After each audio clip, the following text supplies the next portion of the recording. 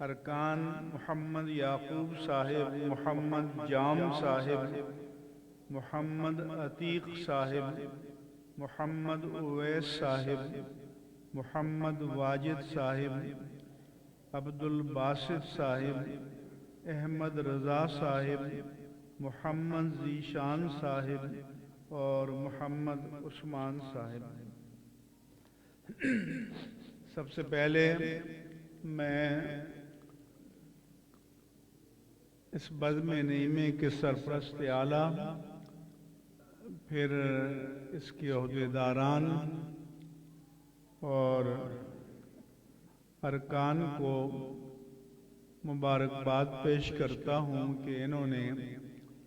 سال بھر خطابت کا یہ تربیتی سلسلہ جاری رکھا۔ اللہ تبارک و تعالی ان کی جہود و مساعی میں برکتیں عطا فرمائے۔ مجھے ابھی علامہ احمد علی سعیدی صاحب نے فرمایا کہ ان کو کچھ انعام بھی دے دیں، پہلے انہوں نے مجھے حکم نہیں فرمایا تھا۔ تو یہ ہے کہ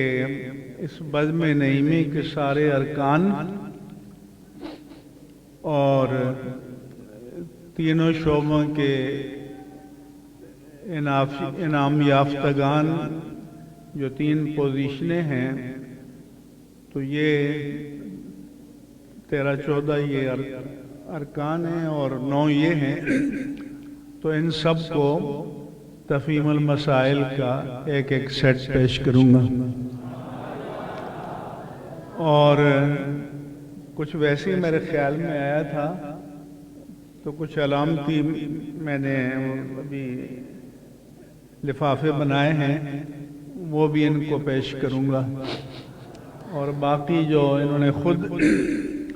انتظامات کیے ہیں وہ بھی پیش ہوں گے۔ اور میں نے مولانا قاری محمد زمان صاحب سے پوچھا کہ بھی آپ نے ان کو موسمی پھل کتنی بار کھلایا ہے، تو انہوں نے کہا کہ 2 بار۔ تو میں نے کہا کہ 1 بار ان کو اور کھلائیں تاکہ یہ سب خوش ہو جائیں، اور مقدار بھی طلباء کے لیے بھی اور اساتذہ کرام کے لیے بھی پہلے سے زیادہ رکھیں۔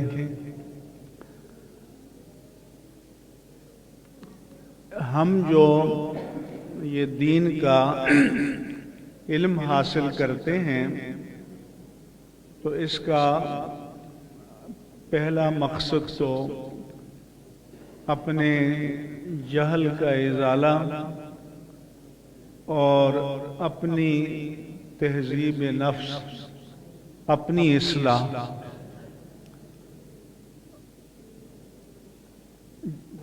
جس کے بارے میں حدیث پاک میں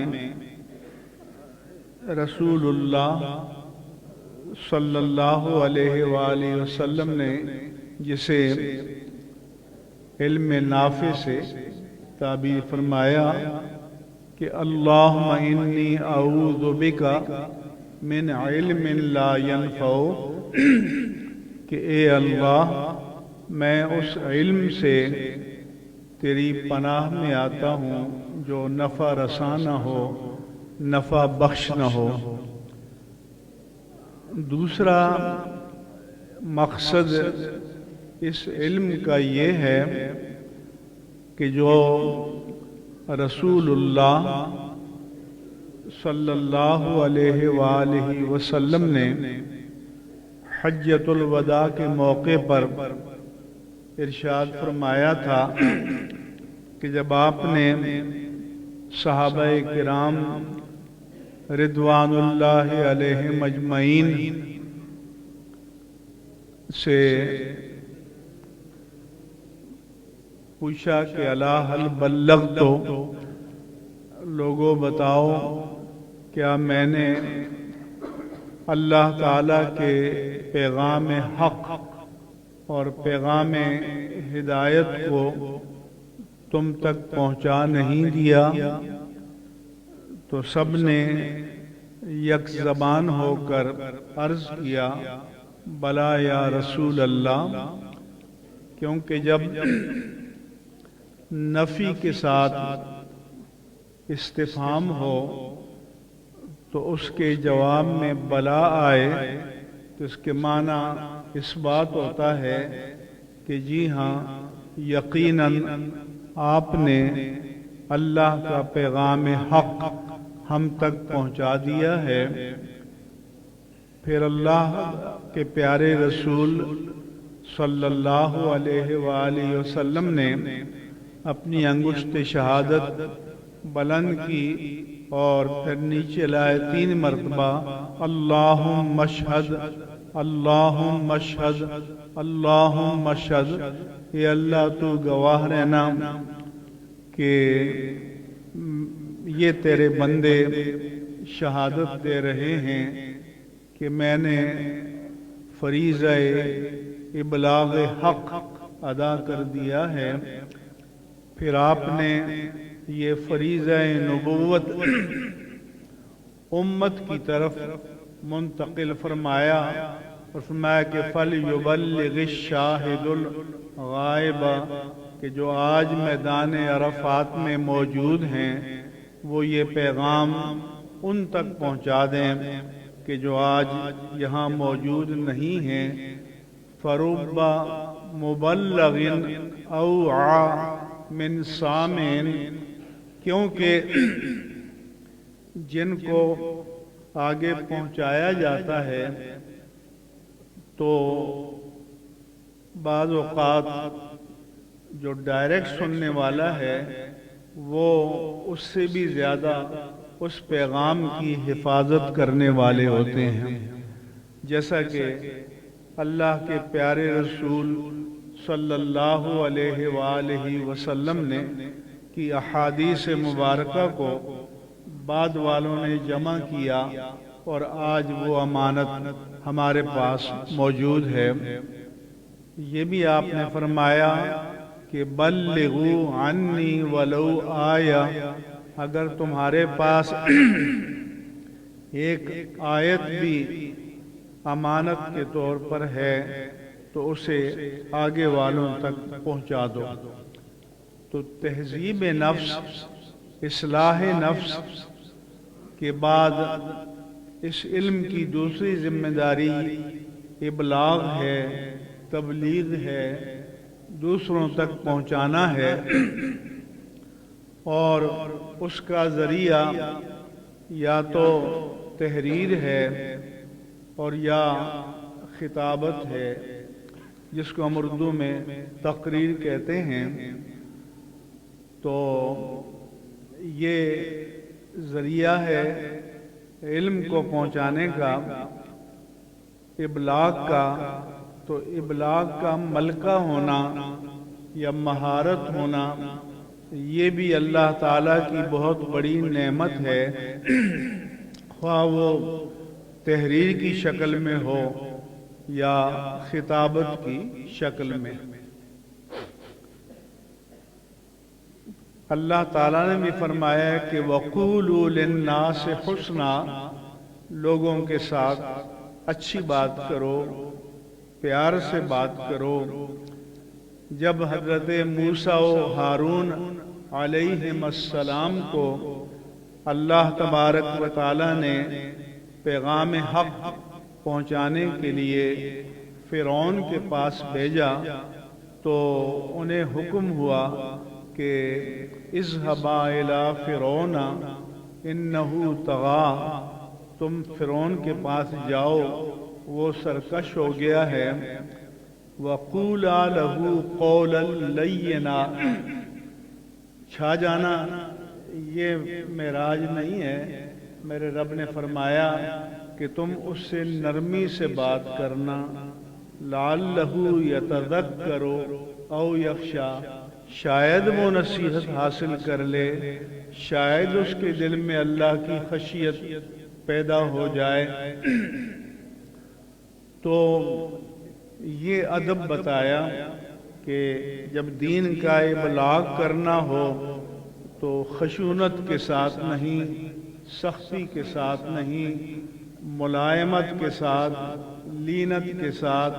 نرمی کے ساتھ اور اپیلنگ مینر میں آپ اللہ کے دین کی بات کو اپنے مخاطبین تک پہنچاؤ،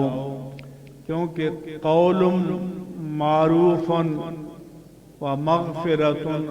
خیر من صدقۃ یتبعها اذی، کہ اچھی بات کہہ دینا اور بخشش یہ اس صدقے سے بہتر ہے کہ جس کے بعد اذیت پہنچائی جائے یا دل دکھایا جائے۔ رسول اللہ صلی اللہ علیہ وآلہ وسلم کے انداز گفتار، انداز کلام کے بارے میں حدیث میں ہے کہ کانا کلام رسول اللہ صلی اللہ علیہ وسلم کلاما فصلا یفہمہ کل من سمعہ، کہ اللہ عز و جل کے رسول مکرم صلی اللہ علیہ وآلہ وسلم کا کلام ایسا تھا کہ ایک ایک لفظ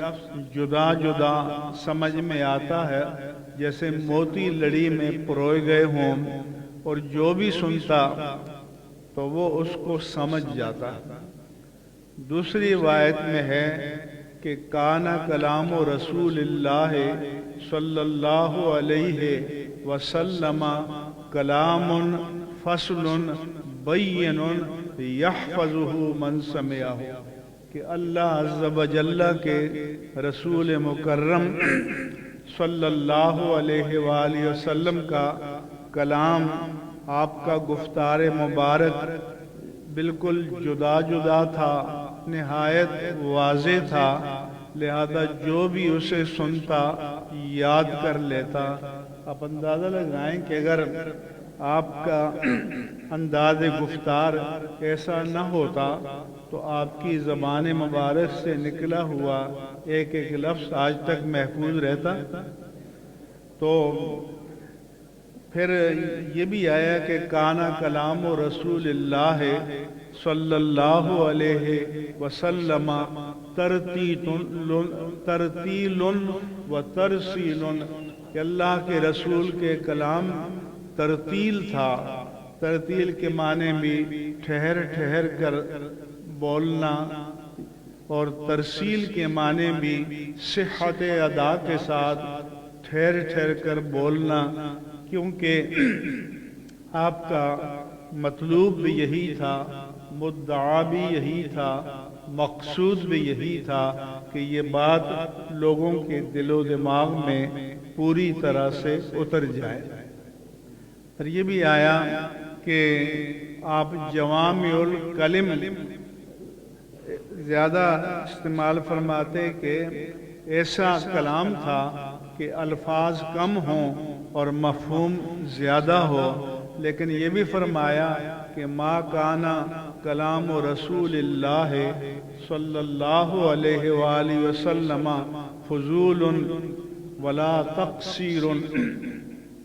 کہ اللہ کے رسول صلی اللہ علیہ وآلہ وسلم کے کلام میں نہ کوئی لفظ زیادہ ہوتا اور نہ ضرورت سے کم ہوتا۔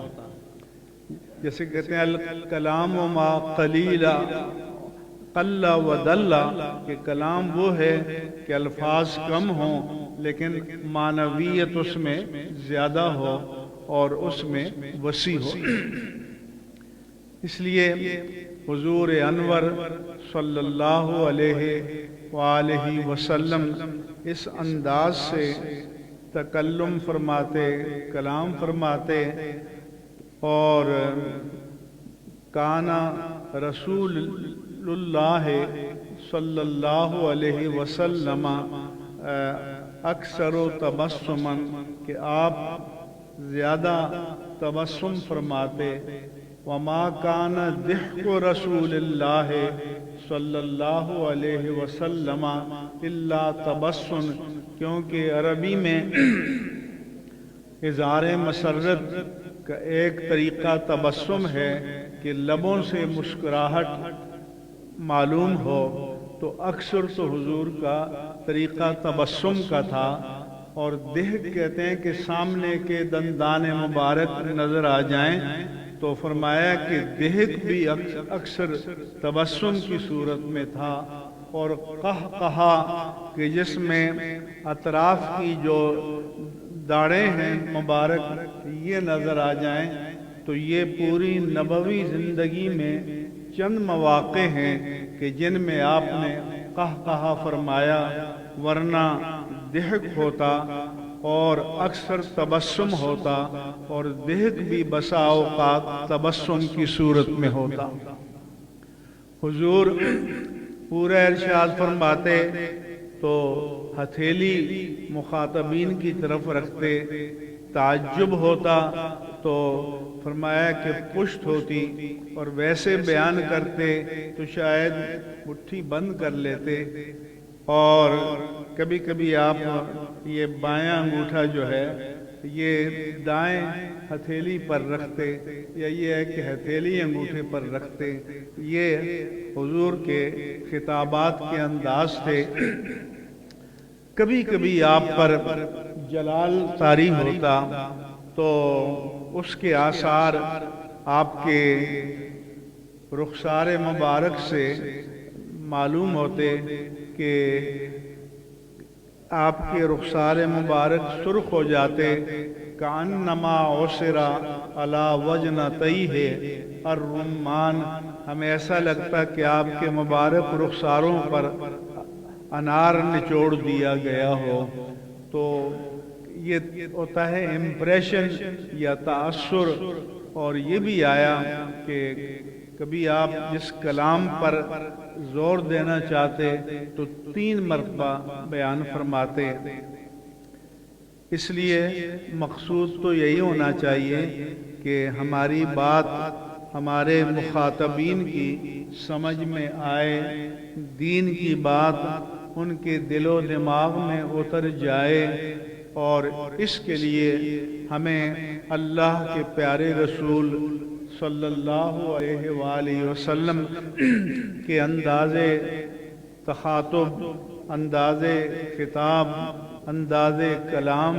انداز گفتار کے بارے میں پڑھنا بھی چاہیے اور برتنا بھی چاہیے، اور اس میں تاثیر پیدا کرنا یہ اللہ تعالیٰ کے کرم سے ہوتا ہے، اللہ کے فضل سے ہوتا ہے کہ اتنا اثر پیدا ہو جائے کہ جیسے ہمارے آقا و مولا صلی اللہ علیہ وآلہ وسلم کی کلام میں تاثیر تھی کہ وہ لوگ اپنے کانوں میں انگلیاں ٹھونس دیتے کہ ان کا بھی یہ گویا یقین تھا کہ آپ کی بات اگر کان کے سے ٹکرائے گی سماعتوں سے تو وہ یقیناً دلوں پر اثر انداز ہوگی۔ اس لیے آپ کے ہمارے اساتذہ سب ماشاءاللہ بہت قابل ہیں، باصلاحیت ہیں، اور محنت بھی فرماتے ہیں، تو آپ حضرات ان سے استفادہ کریں، فائدہ اٹھائیں، ان کے وجود کو اپنے لیے غنیمت سمجھیں، اور یہ بھی ذہن میں رکھیں کہ فرمایا کہ ان اقربکم منی مجلسا یوم القیامت احسنکم اخلاقا، کہ قیامت کے دن حضور نے فرمایا کہ میرے لیے سب سے محبوب اور اپنے مقام کے اعتبار سے سب سے قریب وہ ہوگا جس کے اخلاق سب سے اچھے ہوں، اور فرمایا کہ جو ان عبدہم، فرمایا کہ السرسارون المتشدقون والمتفیہقون، 3 باتیں بیان فرمایا کہ یہ دور ہوں گے۔ تو تو صحابہ نے عرض کی کہ یا رسول اللہ، سرسارون اور متشدقون کو تو ہم سمجھتے ہیں کہ منہ پھلا کر اور باچھیں کھلتی ہوئی باتیں کریں، اور یہ متفیہقون کیا ہیں؟ تو فرمایا کہ متکبرون ہیں۔ تو تکبر نہیں ہونا چاہیے، عجز ہونا چاہیے، انکسار ہونا چاہیے، کیونکہ تکبر جو ہے وہ علم کے فیضان کو پہنچانے میں سب سے بڑی رکاوٹ ہے۔ اس لیے صاحب علم کا شعار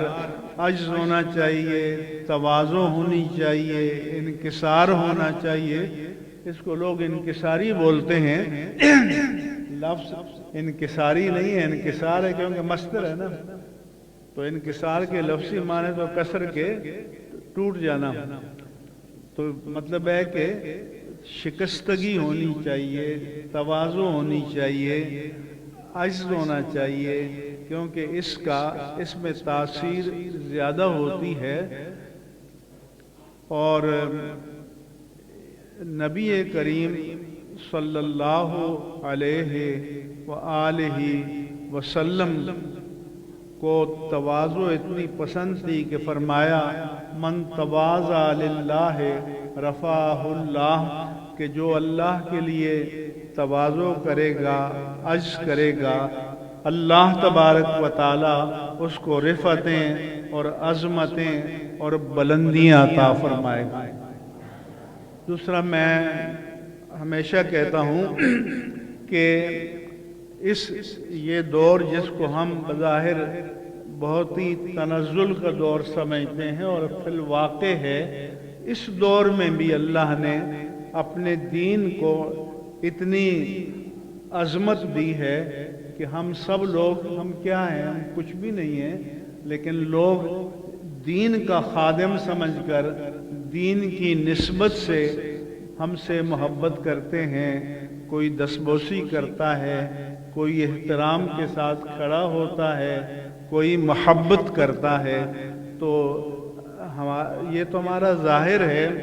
اگر یہ حقیقت ہمارے اندر جذب ہو جائے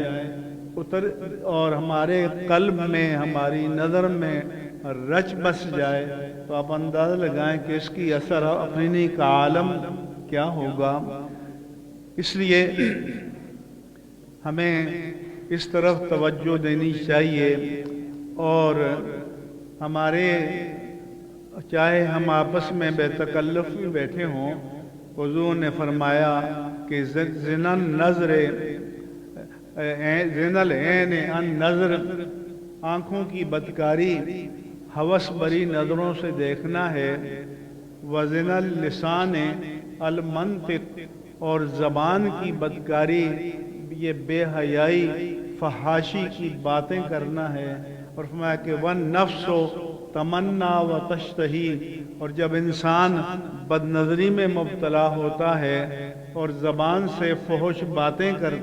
کرتا ہے، تو پھر نفس میں شہوت رانی کی خواہش پیدا ہوتی ہے، والفرج یصدق ذالک او یکذبہ، شرمگاہ کبھی اس کی تصدیق کرتی ہے یعنی مبتلا ہو جاتا ہے، اور کبھی بچ جاتا ہے یکذبہ۔ اس لیے حضور نے فرمایا کہ من ضمن لی ما بین لحییہ او ما بین رجلیہ فاضمن لہ بالجنہ، کہ جو مجھے دو چیزوں کی ضمانت دے، ایک وہ کہ جو دو ٹانگوں کے درمیان ہے، ایک روایت میں ما بین فخذہ ہے جو دو رانوں کے درمیان ہے، اور ایک وہ جو دو داڑوں کے درمیان ہے یعنی زبان اور شرمگاہ، جو ان دو چیزوں کو کنٹرول کرنے کی مجھے ضمانت دے، تو اللہ کے پیارے حبیب نے فرمایا کہ میں اسے جنت کی ضمانت دیتا ہوں۔ تو میں یہ بھی آپ سے اپیل کرتا ہوں کہ ایک تو یہ کہ اللہ سے توفیق بھی طلب کیا کریں، کیونکہ بندہ عاجز ہے کہ ہم سے کردار میں، گفتار میں کوئی خلاف شرع، کوئی گھٹیا بات صادر نہ ہو، کیوں کہ ہمیں لوگ دین کی علامت سمجھتے ہیں اور ہماری کوتاہی کی وجہ سے دین بدنام ہوگا، اس لیے دین کی آبرو کو قائم رکھنے کے لیے ہمیں اپنے قول، فعل، کردار اور عمل پر پوری توجہ دینی چاہیے، اپنی اصلاح کی کوشش کرنی چاہیے، اور فَلْيَقُلْ خَيْرًا أَوْ لِيَصْمُتْ، فرمایا کہ یا اگر تمہیں اللہ توفیق دے تو اچھی بات کرو، اگر اچھی بات کہنے کی توفیق نہ ہو تو خاموش ہو جاؤ۔ آج کل یہ جو سوشل میڈیا ہے یہ دو دھاری تلوار ہے، اس کو دین کے ابلاغ کے لیے بھی استعمال کیا جاتا ہے۔ مجھے پتہ چلا ہے کہ ہمارے حضرت بھی کافی ماڈرن ہے، ویسے تو سادہ لگتے ہیں کہ حضرت کا خطاب بھی آن لائن نشر ہوتا ہے، کیونکہ میں میڈیا میں سب سے پیچھے ہوں، اور اب نئی جو جنریشن ہے وہ سب ماشاءاللہ بہت آگے ہے، اور اچھی بات ہے کہ یہ ایک انسٹرومنٹ ہے، ایک آلہ ہے، ایک میڈیم اور ذریعہ ہے دین کے ابلاغ کا، تو اس کو اچھے طریقے سے استعمال کرنا چاہیے، لیکن اس کو دوسروں کی عیب جوئی کے لیے، طعنہ زنی کے لیے،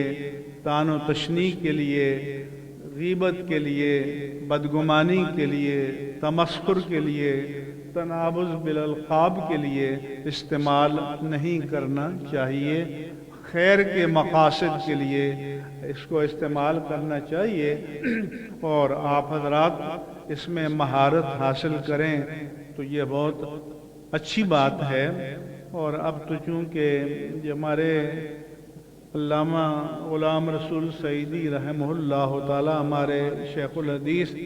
انہوں نے جب یہ شرح صحیح مسلم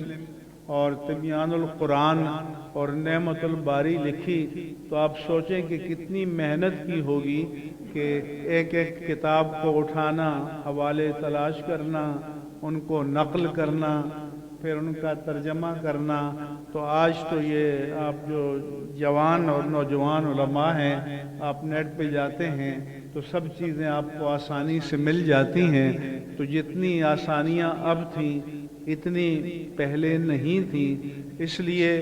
آج کتنا بھی بڑا کام کر لیا جائے پہلوں کی محنت اور مشقت کا مقابلہ نہیں کر سکتا۔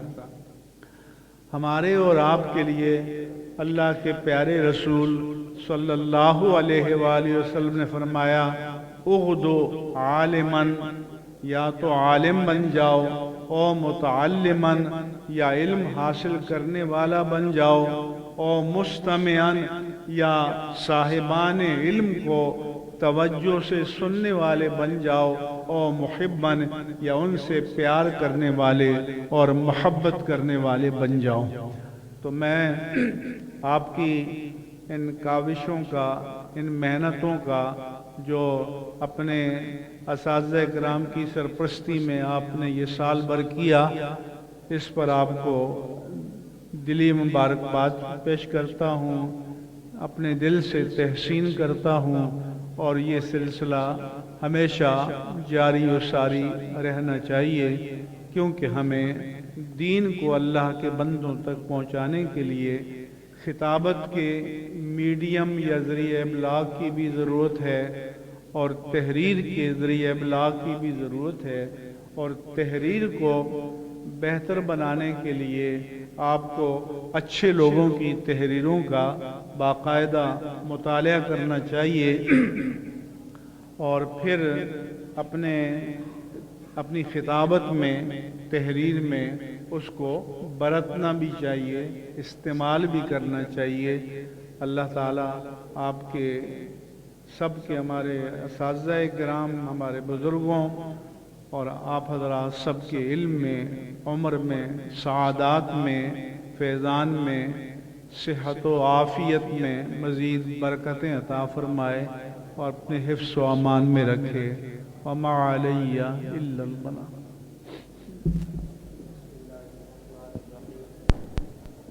اب سب سے پہلے میں ان حضرات کا تعارف کروانا چاہوں گا جنہوں نے بزم نعیمی کے تحت پورے سال اور ریگولر ہر بزم میں وہ تشریف لاتے تھے اور طلباء کی اصلاح فرماتے، نظری فکری اغلاط سے انہیں مطلع فرماتے، اور ہر طرح سے ان کی ہمارے سینئر ہیں ہم پہ انہوں نے ہم پر احسان کیا کہ وہ ہمیشہ تشریف لاتے اور اپنا قیمتی وقت ہمیں عنایت فرماتے۔ تو اب ہم ان کے لیے بزم کی طرف سے اعزازی تحفہ رکھا گیا ہے۔ میں ملتمس ہوں جناب محمد نعیم اقبال صاحب سے وہ تشریف لائیں اور قبلہ مفتی اعظم پاکستان سے اپنے اعزازی تحفہ وصول فرمائیں۔ قبلہ مفتی محمد نعیم اقبال صاحب۔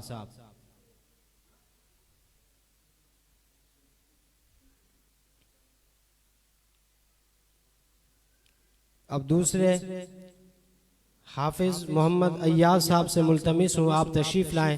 اور قبلہ مفتی اعظم پاکستان کے دست مبارک سے اعزازی تحفہ حاصل فرمائیں۔ اب جو مقابلہ جات ہوئے ان میں جن بچوں نے پوزیشنیں حاصل کی،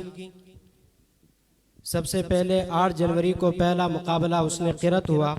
اس میں پہلی پوزیشن محمد منور نے حاصل کی، تشریف لائیں اور قبلہ مفتی اعظم پاکستان سے اپنا اعزازی انعام وصول فرمائیں۔ دوسری پوزیشن مقابلہ حسن قرأت میں حاصل کرنے والے خوش نصیب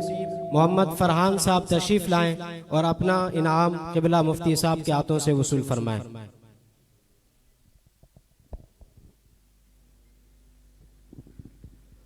اور مقابلہ حسن قرأت میں تیسری پوزیشن حاصل کرنے والے خوش نصیب طالب علم محمد زاہد سے ملتمس ہوں آپ تشریف لائیں اور قبلہ مفتی اعظم پاکستان کے ہاتھوں سے اپنا انعام وصول فرمائیں۔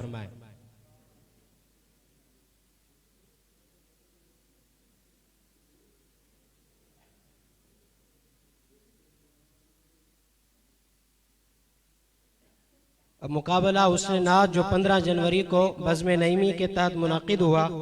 اس میں پہلی پوزیشن لینے والے طالب علم محمد اویس جو کہ اس بزم کے کارکن بھی ہیں، ان سے ملتمس ہوں تشریف لائیں اور اپنا انعام قبلہ مفتی صاحب کے ہاتھوں سے وصول فرمائیں۔ محمد اویس صاحب۔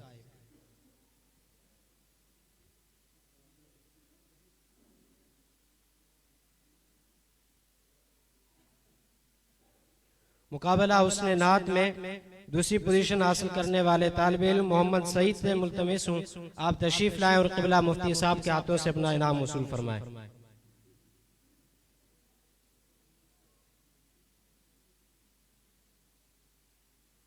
مقابلہ حسن نعت میں تیسری پوزیشن حاصل کرنے والے طالب علم محمد حسنین سے ملتمس ہوں آپ تشریف لائیں اور قبلہ مفتی اعظم پاکستان کے ہاتھوں سے اپنا انعام وصول فرمائیں۔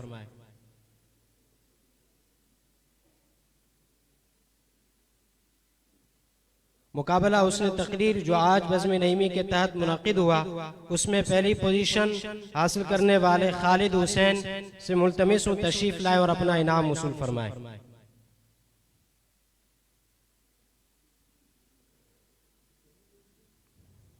دوسری پوزیشن حاصل کرنے والے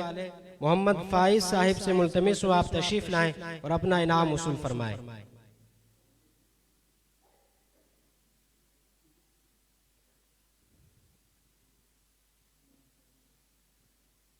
تیسری پوزیشن حاصل کرنے والے طالب علم محمد برہان سے ملتمس ہوں آپ تشریف لائیں اور اپنا انعام وصول فرمائیں۔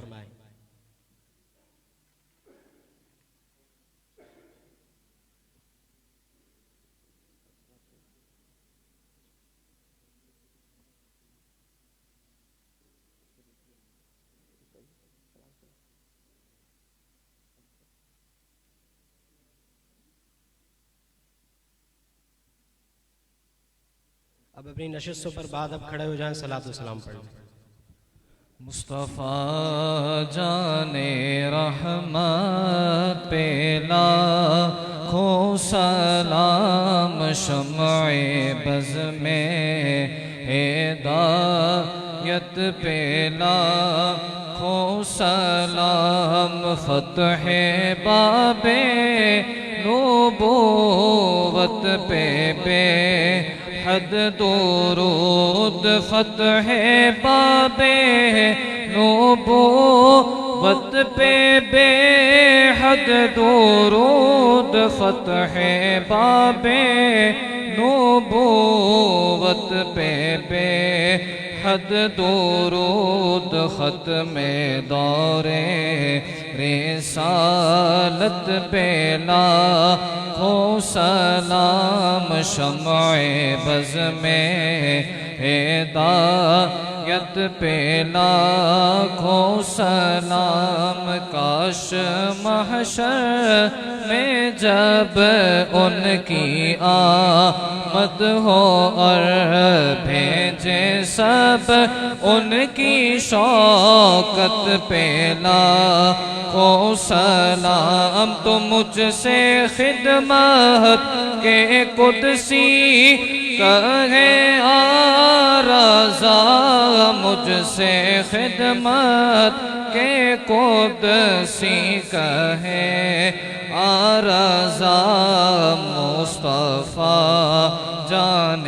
رحمت پہ لاکھوں سلام شمع بز میں ہدایت پہ لاکھوں سلام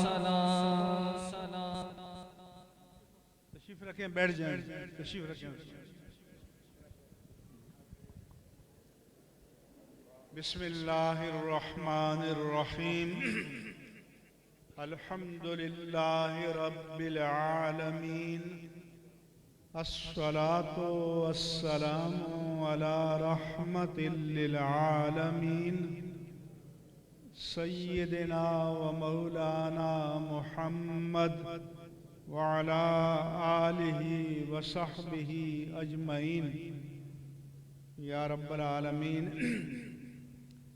یہ حسن نعت اور حسن قرات اور حسن خطابت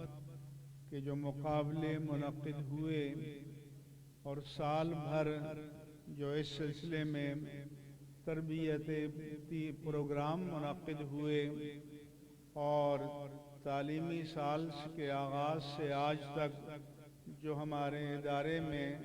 مختلف شعبہ جات میں دینی کام ہوتا رہا یا اللہ ان سب سعادات کو عبادات کو اپنی بارگاہ عالی میں نذرانہ بندگی اور اپنے حبیب مکرم صلی اللہ علیہ وآلہ وسلم کی بارگاہ میں نذرانہ عقیدت کو شرف قبولیت عطا فرما یا رب العالمین ان سب حسنات کا اجر و ثواب ہم ہدیتاً تیرے حبیب مکرم صلی اللہ علیہ وآلہ وسلم کے حضور پیش کرتے ہیں اپنے حبیب کریم کو عطا فرما آپ کے وسیلے سے جمیع انبیاء و مرسلین علیہم السلام اہل بیت طیبین و طاہرین امہات المؤمنین اصحاب صدیقین و صادقین ائمہ دین متین اولیاء کامرین علماء ربانیین رضوان اللہ تعالی علیہم اجمعین کی ارواح طیبہ کو پہنچا یا اللہ ان نفوس قدسیہ کے توسط سے ہمارے دارالعلوم جامع نعیمیہ کے بانی محتمم شیخ الحدیث حضرت علامہ ڈاکٹر جسٹس مفتی سید شجاعت علی قادری علامہ مولانا جمیل احمد نعیمی علامہ سراج احمد نعیمی علامہ محمد اقبال حسین نعیمی علامہ حافظ محمد اظہر نعیمی رحمہم اللہ تعالی علیہم اجمعین اور علامہ غلام رسول سعیدی رحمہ اللہ تعالی ان سب کی ارواح کو اس کا ثواب عطا فرما اور ہمارے عہد کے ممتاز مناظر اور خطیب حضرت علامہ پروفیسر محمد سعید احمد اسعد رحمہ اللہ تعالی کا حال ہی میں انتقال ہوا، یا اللہ ان کی روح کو بھی اس کا اجر و ثواب عطا فرما، اور ہمارے اساتذہ کرام، ہمارے طلباء کرام، میرے والدین کریمین ضیاء الرحمن، ان سب کے لیے یا اللہ جن کا انتقال ہو چکا ہے، ان سب مرحومین و مرحومات کو اپنی بارگاہ عالی میں مغفرت کاملہ نصیب فرما، ان کے درجات کو اپنی بارگاہ میں بلند فرما، ان کو اور ہم سب کو آخرت میں شفاعت سید المرسلین نصیب فرما، اور میرے چچا زاد بھائی مولانا عبد المجید شدید بیمار ہیں، میرے بھائی ڈاکٹر محبوب الرحمان بیمار ہیں، دعا کریں، فرمائیں یا اللہ اپنے فضل و کرم سے انہیں صحت و عافیت نصیب فرما، اور یا اللہ ہمارے یہ سارے اساتذہ کرام اور ہمارے طلباء کرام، ان سب کے علم میں، عمر میں، سعادات میں، فیضان میں، علمی اور روحانی فیضان میں یا اللہ برکات نصیب فرما، ہمارے ان علماء کی، بزرگوں کی ہمیشہ حفاظت فرما یا رب العالمین، ان سب کو اپنی اولاد کی علمی اور عملی، دینی اور دنیاوی ترقیاں، کامرانیاں اور سعادت مندی دیکھنے کے مواقع نصیب فرما یا اللہ، اس ادارے کی تاسیس سے لے کر آج تک جن ہمارے احباب نے اس کے ساتھ مالی تعاون کیا، جنہوں نے تعلیم دینے کا کام کیا، جنہوں نے تعلیم حاصل کی، اور جو ہمارے دوسرے حضرات یہاں پر مختلف شعبوں میں خدمات انجام دے رہے ہیں، یا اللہ ان سب کو اس کی برکات نصیب فرما، سب کے لیے اسے صدقہ جاریہ فرما یا رب العالمین، تمام مدارس و جامعات اہل سنت کو ترقیاں عطا فرما، ہمارے اس ادارے کو تا قیامت قائم و دائم فرما، ہمارے تمام علماء اہل سنت اور مشائخ اہل سنت کی حفاظت فرما یا اللہ، یہ ہمارے ساتھی طلباء یا اللہ ان کو علم نافع عطا فرما یا اللہ، ان کو مزید علم حاصل کرنے کا ذوق و شوق عطا فرما، جو نچلے درجات میں ہیں یا اللہ ان کو آنے والے زمانے میں عالم کامل بنا یا اللہ، اس علم دین کی برکتیں ان کے گھرانوں میں ماں باپ کو، آباء و اجداد کو نصیب فرما یا رب العالمین، انہیں دوسروں کے لیے ایک اعلیٰ اور عمدہ نمونہ بنا۔ اللہم ربنا تقبل منا انکا انت السمیع العلیم وتب علینا انکا انت التواب الرحیم، وصلی اللہ تعالی علی حبیبہ سیدنا و مولانا محمد وعلی آلہ وصحبہ اجمعین برحمتک یا ارحم الراحمین۔